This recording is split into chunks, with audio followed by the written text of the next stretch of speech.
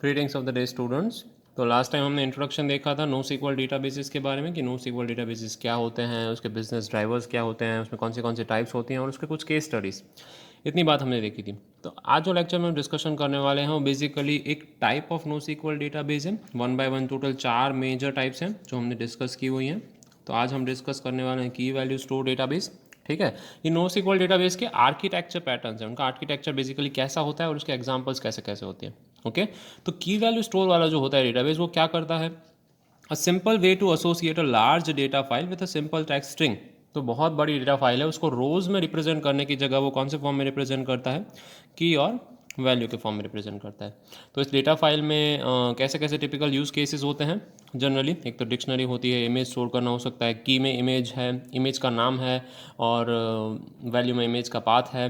Then document और file store, बड़ा बड़ा डॉक्यूमेंट स्ट्रक्चर हो या फाइल स्टोरेज हो तभी हम डॉक्यूमेंट में की और उसका पाथ रख सकते हैं। ठीक है, और next thing is query cache. Cache में बहुत जल्दी एक्सेस करना हो तब हैशिंग वगैरह की टेक्निक का यूज़ करना हो तब ये फाइल यूज़ कर सकते हैं। लुकअप टेबल्स जिसमें काफ़ी फास्ट आउटपुट चाहिए तभी हम ये की वैल्यू स्टोर यूज़ कर सकते हैं। ग्राफ स्टोर कब यूज़ करेंगे, सिमिलरली जब आपको समरी पूछी जाए, सब कुछ पूछा जाए तो you can write down these things. Okay, a way to store nodes and arcs of a graph, relationship establish करनी हो नोड्स के बीच में, कौन एक नोड दूसरे नोड के साथ कैसे कनेक्टेड है, सोशल नेटवर्क की queries, friend of friends queries, कौन किसका फ्रेंड है, किस तरीके से एसोसिएटेड है, कितना डिस्टेंस है उन दोनों पर्सनस के बीच में, इन्फरेंस क्या है, रूल्स ऑफ द सिस्टम क्या है, पैटर्न मैचिंग कर सकते हैं। ये सब चीज़ें हैं जो रिलेशनशिप दिखाती हैं दो नोड्स के बीच में या दो ऑब्जेक्ट्स के बीच में, तब हम ग्राफ स्टोर यूज़ करते हैं। इसके अलावा कैसे डेटाबेसेस हैं, जैसे कॉलम फैमिली स्टोर डेटाबेस है। तो जैसे पहले हमारी बात हुई थी कि कॉलम फैमिली डेटाबेस या बिग टेबल स्टोर वाला डेटाबेस करता क्या है, स्पार्स मैट्रिक्स, यानी जहाँ पे सब जगह पे एंट्री जरूरी ना हो और सब जगह पे सेम आईडी वाले या सेम डेटा टाइप वाले एंट्रीज ना हो। ठीक है, तो रो और कॉलम वाला ही डेटाबेस है पर थोड़ा स्पेशल है, स्पार्स मैट्रिक्स है इसीलिए। ठीक है, कहाँ यूज़ होता है, वेब क्रॉलिंग का डेटा स्टोर करने के लिए जिसके बीच में कुछ रिलेशन नहीं है। लार्ज स्पार्सली पॉपुलेटेड टेबल्स हैं, बहुत सारे पॉपुलेटेड टेबल हैं जिन दोनों के बीच में कोई कनेक्शन नहीं है पर अच्छे से स्टोर कर सकते हैं। हाईली अडेप्टेबल सिस्टम्स हैं या वेरिएंस ज़्यादा है जिन सिस्टम का, बहुत जल्दी जल्दी चेंज होती रहती है। ठीक है, जिन दो वैल्यूज़ के बीच में वेरिएंस बड़ा है, ऐसी जगह पे हम column family store database use करेंगे। फिर आता है डॉक्यूमेंट स्टोर। डॉक्यूमेंट स्टोर कहाँ पे यूज़ होता है, जहाँ पे ट्री स्ट्रक्चर डेटाबेस हो, हायरार्चिकल इन्फॉर्मेशन स्टोर करनी हो इन अ सिंगल यूनिट। ठीक है, उसको सिंगल यूनिट को हम क्या कहते हैं, डॉक्यूमेंट कहते हैं बेसिकली। और any data has that has natural container structure including office documents, sales orders आपको हैं, सेल्स के इन्वॉइसेज हैं। ठीक है, प्रोडक्ट डिस्क्रिप्शन किस में लिखा हुआ है, ये सारा एक ही हायरार्चिकल स्ट्रक्चर में एक ही फोल्डर में स्टोर है और आपको उसमें से कोई कॉमन इन्फॉर्मेशन निकालनी है तो डॉक्यूमेंट्स के फॉर्म में स्टोर करेंगे, डॉक्यूमेंट स्टोर के फॉर्म में डेटाबेस लेंगे। एग्जाम्पल्स हम पहले लेक्चर में ऑलरेडी देख चुके हैं इनके। ठीक है, तो you can use those examples as well. Then form and web pages, popular in publishing. ठीक है, कुछ पब्लिशिंग साइट्स हैं जो डॉक्यूमेंट्स के फॉर्म में डेटा स्टोर करती है। अगर आप अपना रिसर्च पेपर सबमिट करते हैं तो कौन से फॉर्म में सबमिट होता है, पीडीएफ का फॉर्म में। There are so many research paper also going on, उनके बीच में कॉमन चीज़ें कितनी हैं, उनके बीच में कितना प्लेजरिज्म है, ये सब चीज़ें चेक कर सकते हैं। Document exchange and document search, document related जितनी भी चीज़ें हैं अच्छी अच्छी तरीके से परफॉर्म करनी है, स्टोर करनी है, जो डॉक्यूमेंट्स अच्छे से हैंडल करता है वो ग्राफ कौन सा है, डॉक्यूमेंट स्टोर। तो अभी आगे बढ़ते हैं, हमें जिसकी बात करनी है मेनली की वैल्यू स्टोर डेटाबेस के बारे में। Okay, I just adjust a bit, yeah I hope it is visible now. तो की वैल्यू स्टोर डेटाबेस होता क्या है, एक सिंपल डेटाबेस है then when that is when presented with a simple string. एक की है, जब आप उसको की देते हैं तो वो आपको रिटर्न करता है, क्या रिटर्न करता है, आर्बिट्रली लार्ज ब्लॉब। ब्लॉब का फुल फॉर्म होता है जिसको वैल्यू भी कहते हैं, पर ब्लॉब का फुल फॉर्म क्या होता है, binary large object file. Okay, big large object of binary, fine, this is a full form of blob. तो हम जब उसको की देते हैं तो वो हमें वैल्यू रिटर्न करता है। जैसे इमेज नेम है, तो अब अगर आप उसको इमेज नेम देंगे तो आपको बाइनरी इमेज फाइल देगा जो कि 10100001 के फॉर्म में होगी, 0 और 1 के फॉर्म में हो सकती है, इतनी छोटी नहीं होती है by the way. The image binary image file is too large to be written over here. Then web page URL आप उसको देते हैं तो आपका HTML कोड रिटर्न करता है। तो ये सब स्टोर्ड हैं की वैल्यू फॉर्म में, ठीक है। काफ़ी सारे एग्जांपल है, फाइल पाथ नेम देते हैं तो आपको पीडीएफ डॉक्यूमेंट मिलता है। MD5 हैश है, तो हैश पे से हम कोई भी पर्टिकुलर पासवर्ड है या कोड है वो रिटर्न कर सकते हैं फाइल में जो पड़ा हुआ है।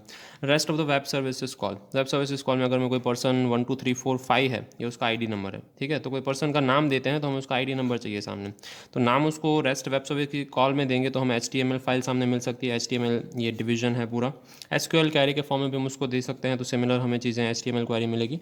की हम डिसाइड कर सकते हैं, वैल्यू हमें उसकी मिलेगी। की वैल्यू फॉर्मेट होता कैसे है, let us just right it over here. Let's say ये मेरा डेटाबेस है और वो डिक्शनरी के फॉर्म में होता है। अगर आपने पाइथन अच्छे से किया हुआ है तो आपने उसमें डिक्शनरी फॉर्म सुना होगा। तो डिक्शनरी फॉर्म में कैसा होता है हमें पता है, की एंड वैल्यू पेयर्स होती हैं कि मेरे डेटाबेस का नाम है लेट्स से स्टूडेंट, तो स्टूडेंट डेटाबेस है मेरा। तो स्टूडेंट डेटाबेस में किस तरीके के स्टोर्ड है, let's say there is something called ID is 1, then ID is key, 1 is value, then I write down name, तो name is ABC, fine.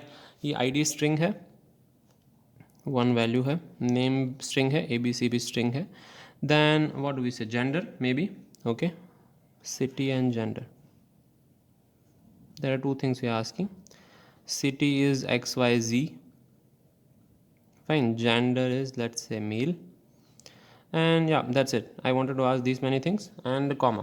so ये मेरा फर्स्ट रो है डिक्शनरी के अंदर, dictionary and then again dictionary, this is my first row. अगर आप column table जानते हैं अच्छे से तो ये मेरी फर्स्ट रो है, रो 1। ये मेरा पूरा टेबल है, टेबल का नाम क्या है, स्टूडेंट, ये पहली रो है। फिर सेकेंड रो में इंसर्ट कर रहा हूँ कॉमा करके, again ID is a string, ID is 1 sorry 2, 1 is done, then name is again something else, JKNL, let's say it's a name, then city is MNO, okay, and then gender is female or F, okay, won't write down whole, done and done, this is row number 2। So we have 2 rows in the table, we can say it, पर वो return अलग तरीके से की और value के form में। तो मुझे कुछ भी चाहिए तो मैं उस तरीके से उससे मांगूंगा, क्या मांगूंगा, लेट से मुझे स्टूडेंट में से पूरी फर्स्ट रो चाहिए, तो I ask it like this, something like this, I right it down, student of 0, मतलब मुझे पहला जो डिक्शनरी है पूरा मिल जाएगा, वो भी मिलेगा डिक्शनरी के फॉर्म में ही, उसमें से भी मुझे पर्टिकुलर क्या चाहिए, उसका नेम, स्टूडेंट ऑफ 0 मतलब पहली रो में उसका मुझे नेम चाहिए, तो ये चीज़ मुझे रिटर्न क्या करेगी, ABC उसकी वैल्यू, ठीक है। इस तरीके से ये सारी चीज़ें जो एग्जांपल्स हैं वो स्टोर हो सकते हैं। It's like a dictionary, dictionary is in the Python basically, okay. So आप इस तरीके से चीज़ें स्टोर कर सकते हैं। ये था की वैल्यू पेयर्स के बारे में। और क्या है बेनिफिट्स हैं उसके कुछ, कि वो बहुत पावरफुल है और बहुत सारे डिफरेंट पर्पजेस के लिए यूज़ होता है, ओके। सम अप क्या है, बहुत सिंपल है और जनरली आपका टाइम है वो सेव कर देता है और मनी भी सेव कर देता है by moving your focus from architectural design. आपको कुछ भी डिज़ाइन करने की ज़रूरत नहीं, जो भी स्टोर करना है आप स्टोर कर सकते हैं। जैसे कि हमने पुराना एग्जांपल लिया था, पुराना एग्जांपल हमारा क्या था, let's say I wanted to store here student data, इससे मुझे और कुछ कॉलम्स ऐड करनी है। तो अगर मेरा ऑलरेडी डेटाबेस होता तो मुझे पहले डेटाबेस को अल्टर करना पड़ता, SQL डेटाबेस को, यहाँ पे मैंने अल्टर नहीं किया है। अगर मुझे यहाँ पे और चीज़ें स्टोर करनी है एक ही स्टूडेंट में तो मैं स्टोर कर सकता हूँ आराम से, तो मैं इस डिक्शनरी को अल्टर कर सकता हूँ, जिसमें मुझे काफ़ी सारे टाइम की ज़रूरत नहीं है, ठीक है। So you can alter it easily.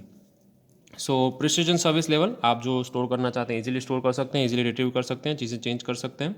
Service monitoring और नोटिफिकेशन भी इजी होता है, स्केलेबल और रिलायबल होता है। आपको जितना रोज़ नीचे ऐड करती जानी है आप करते जा सकते हैं, जितना एक फाइल में स्टोर कर सकते हैं आप उतना ही उसी में स्टोर कर सकते हैं। आपका SQL डेटाबेस की तरह किसी और चीज़ पर रिलेवेंस नहीं है, ओके। पोर्टेबल है और लोअर ऑपरेशनल कॉस्ट है। पोर्टेबल है क्यों, क्योंकि काफ़ी सारी चीज़ें डिक्शनरी डेटाबेस सपोर्ट करती है। बेसिकली एक फाइल ही डिक्शनरी है जो कि जेसन है, जेसन फॉर्म में डेटा स्टोर करने देती है, तो आप वहाँ पे की वैल्यू डेटा पेयर्स आराम से स्टोर कर सकते हैं। दो इट इज़ अ डॉक्यूमेंट, काफ़ी सारे जेसन डॉक्यूमेंट्स हैं तो it's a JSON document, but अगर जेसन एक ही फाइल है तो there are so many keys and values, okay. तो की वैल्यू स्टोर यूज़ कैसे करते हैं, जैसे कि हमने यहाँ पे किया हुआ है, 1 2 3 is the key value, 1 2 3 is the value, 4 5 6 is the key value, 4 5 6 is the value. 7 8 9 में सिर्फ की है, वैल्यू है ही नहीं, एम्प्टी है, तो हम उसको डिलीट भी कर सकते हैं। तो डिलीट 7 8 9, तो वो पूरा की वैल्यू पैर हमारे में से डिलीट हो जाएगा। So that is put, that is get and that is delete. इसके अलावा भी काफ़ी सारे फंक्शंस हो सकते हैं if you want to store a key value database. Let's say get keys, कि जितनी भी कीज़ हैं मुझे मिल जाएं। गेट कीज़ मतलब जैसे हमने स्टूडेंट वाला डेटाबेस बनाया था, उसमें कीज़ कौन सी थी? एक आईडी थी, एक नेम था, एक सिटी था और एक जेंडर था। तो नंबर ऑफ कीज़ हमें मिल गई। This is called get keys. Okay, then get something, put something, delete something, you can add something, new key can be added very easily.